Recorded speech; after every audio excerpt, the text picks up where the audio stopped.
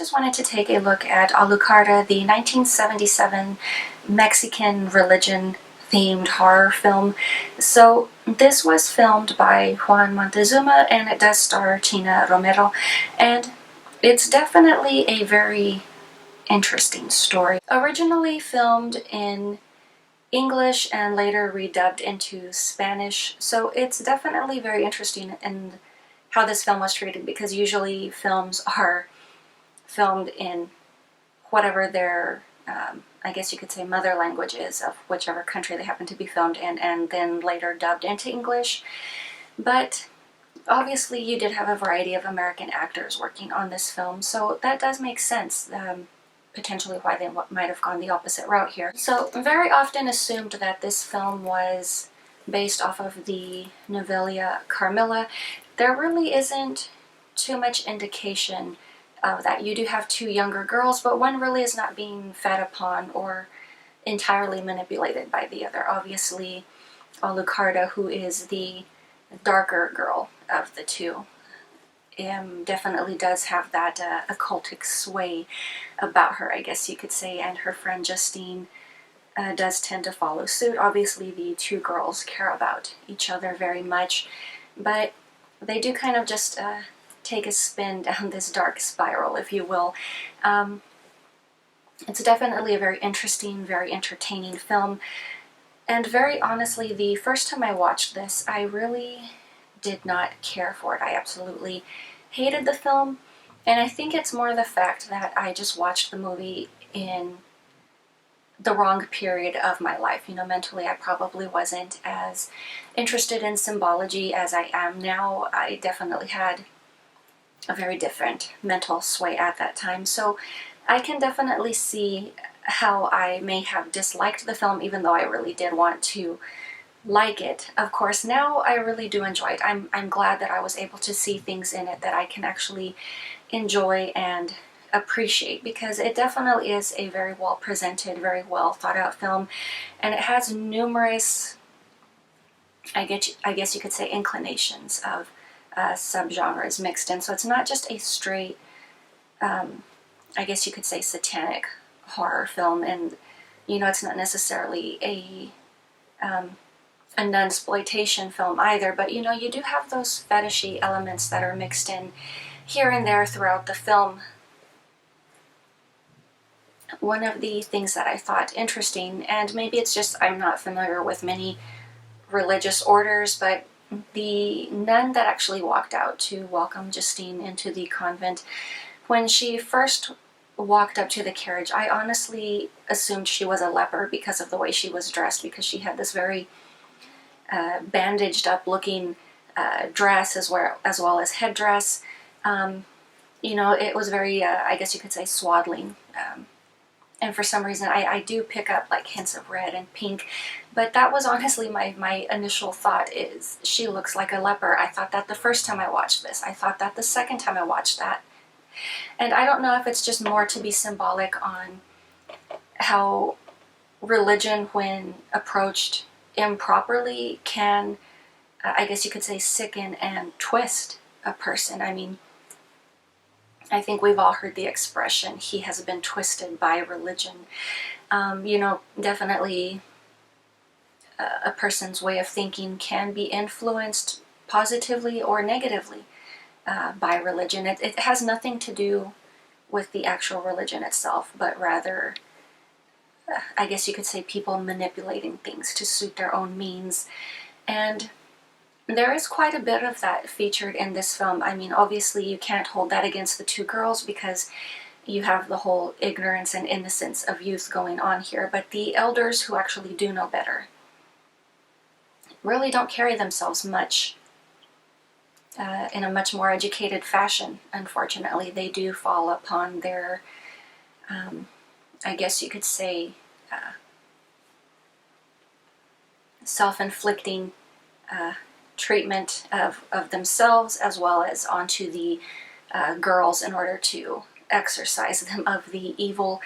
But it's definitely a very interesting film. Obviously, the religion here is the presenter. It's not the actual topic of the film itself. It's meant more for the audience to delve deeper into this and actually see the true story that is being presented, which I think is extremely clever. And once again, you can't really take things at face value. It's more one of those issues where you have to make up your mind for yourself what you think these symbologies mean, what the meaning behind this whole film being presented actually is. So it's not necessarily you're being spoon-fed, oh, these girls took a wrong turn and they had to pay for their actions. Obviously, they did, but that was not the whole premise of the film here. I mean, the director, the filmmakers, they actually had something of substance to say here. What it is, I'm not telling you because I'm going to let you decide that for yourself. I'm sure quite a bit of you have already seen this film. Maybe you've heard of it, maybe you haven't revisited this in years, but I would definitely love to share some thoughts with you. But I mean, ultimately, I think that's one of the messages here, is just the fact that yes, religion, if approached inappropriately, not just Catholicism or Christianity or whatever, but just all religious and spiritual forms in general, if approached inappropriately with the wrong mindset, can definitely warp a person. Not necessarily because, I guess you could say, they're being seduced by some darkness. That has absolutely nothing to do with it, but people will always see and read into something what it is that they want to see. And if you obviously walk into something open, willing to learn and take from, you gain so much more from it rather than trying to manipulate something to suit your own needs. And I think that's really what is being said here, is that the nuns, the priests, they were manipulators. Perhaps the girls were molded or swayed to some degree, not entirely, because I'm not claiming that they're entirely innocent little girls. I mean, they are young women, but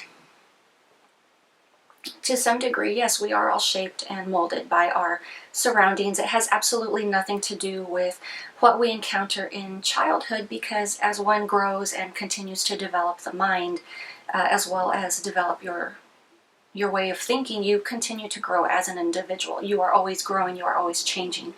A proper, well-rounded individual should always strive to grow and change, not remain stagnant, as in the whole mindset that I have completed my education, I am done, I can do as I please. You can. There's no crime in that.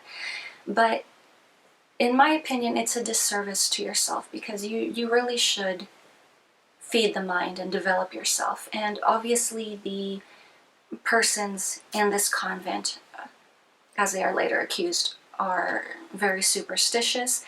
They're very much set in their ways, and they do not think beyond this mindset because they lack the proper tools. Their minds have not been developed past a certain point, and I think that's why they fall to this whole self-beating, as well as the whole exorcism thing, which results in the death of one of the young ladies.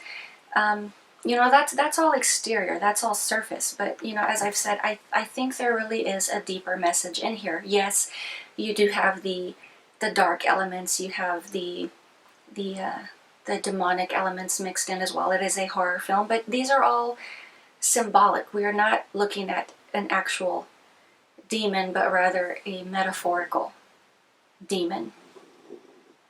So there definitely, as I said, there's more than meets the eye when approaching this film. There definitely is, and it's a very clever film.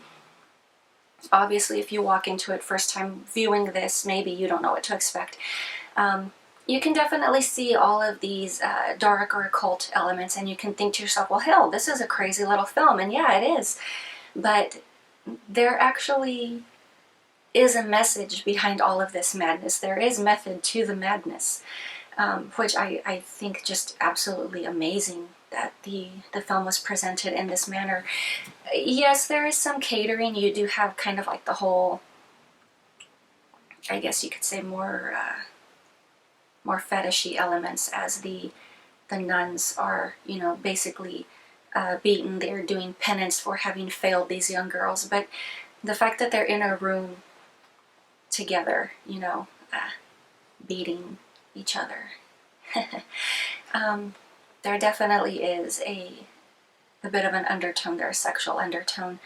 And it's not masked, it's not hidden, but obviously the characters are not reading into it in this manner. But even between the two girls, Alucarda and Justine, there is a fair amount of sexuality. They are two young women who are in love. They care for one another. There obviously are no actual sex scenes, but we do see a fair bit of nudity, and I think this was more done because, once again, it's drawing allusion to their innocence. You know, there is nothing sexual about it when they are nude together. They are basically professing their love for one another, their commitment to a higher power, whether sinister or not.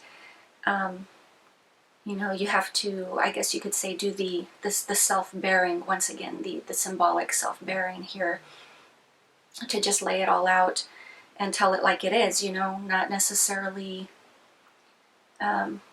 approached or handled because they were trying to add some sex appeal. I'm sure to some degree, yes, because once again, it is a film. They are in the business of making money. They are in the business of shocking you because there is an occult theme here.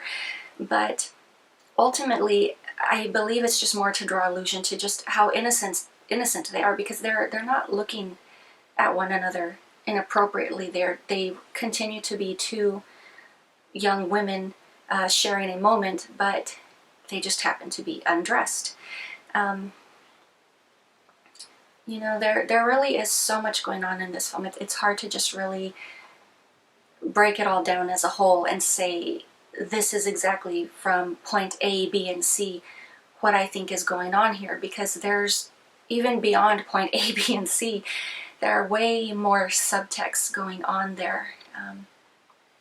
But yes, definitely, it definitely is very entertaining, especially the tail end when, I guess you could say, the more educated people arrive and they realize, oh, you know, these backward folk really knew what they were talking about after all. You know, maybe self-enlightenment doesn't make you superior to someone else just because you have more knowledge than someone else.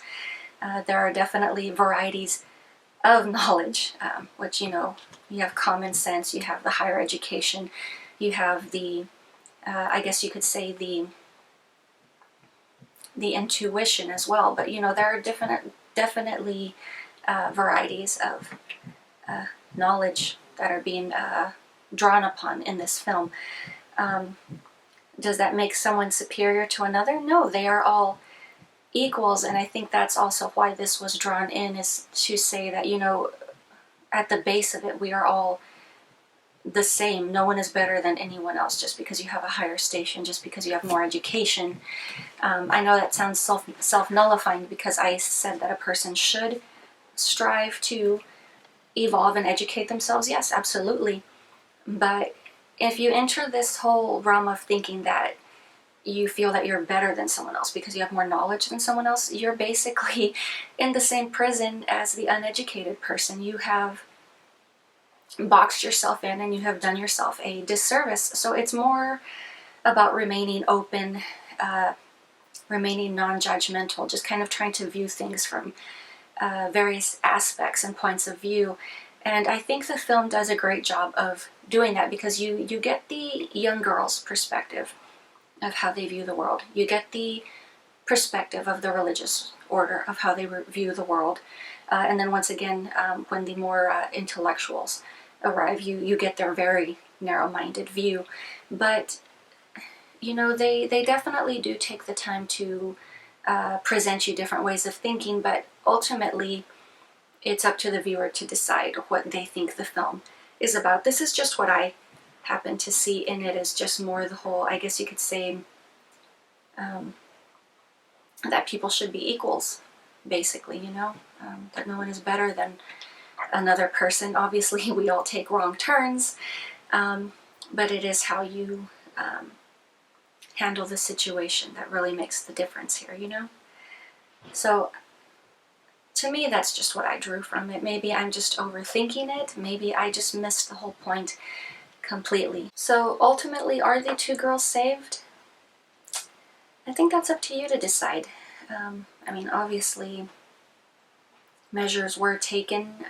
Obviously, it was later discovered that yes, there actually were supernatural elements going on here. The ending itself definitely does go all out to a degree, to give you that shock factor, as well as, you know, a bit of a sense that, hey, things have gone way too far here. Not necessarily in the sense of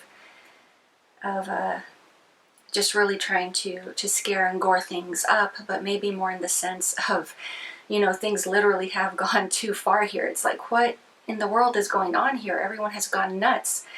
And it definitely is a very, very visual representation of this insanity. But, you know, these are just my thoughts. You guys might see something entirely different in this film. I would definitely recommend it, though. Yes, absolutely. Especially if you care for foreign film, Mexican cinema, blaxploitation.